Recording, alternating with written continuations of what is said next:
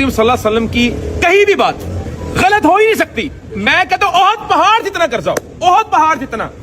آپ یہ دعا آپ کو معلوم ہے کہ وہ کون سی دعا ہے اور اللہ کے نبی نے اس دعا کے بارے میں کیا ارشاد فرمایا؟ ایک بار حضرت علی علیہ السلام کے پاس ایک شخص آیا جو اپنے قرض کے بوجھ سے بہت پریشان تھا.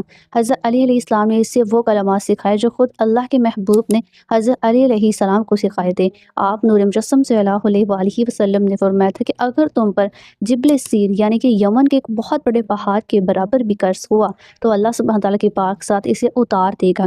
وہ دعا جس کا خوبصورت ترجمہ ہے: اے اللہ مجھے اپنے حلال کے ذریعے اپنے حرام سے بچا، یعنی کہ مجھے حلال رزق عطا فرما تاکہ مجھے حرام کی ضرورت نہ رہے اور مجھے اپنے فضل سے اپنے سوا ہر کسی سے بے نیاز کر دے. یہ دعا پڑھنے کا مستحب طریقہ جان لیجئے کہ آپ ہر فرض نماز کے بعد 3 مرتبہ یا 7 مرتبہ اس کو پڑھ سکتے ہیں، اور اگر آپ صبح شام کے اذکار میں سے شامل کرنا چاہتے ہیں تو آپ اسے 11 سے 21 مرتبہ بھی پڑھ سکتے ہیں. بعض روایات اور بزرگوں کے اقوال کے مطابق جمعہ کی نماز کے بعد اس دعا کا کثرت سے ورد کرنا رزق کی تنگی کو دور کرنے کے لیے بہت مجارب ہے.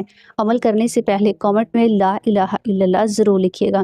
یہ دعا بہت اہم ہے، اس لیے اس ویڈیو کو سیو کر کے شیئر ضرور کریں. ہو سکتا ہے اس وقت یہ دعا کسی کی سب سے بڑی ضرورت ہو، اور یقین جانیے کہ جب تک کوئی بھی آپ کی وجہ سے یہ دعا پڑھتا رہے گا آپ کو بغیر کچھ کیے بے انتہا ثواب ملتا رہے گا.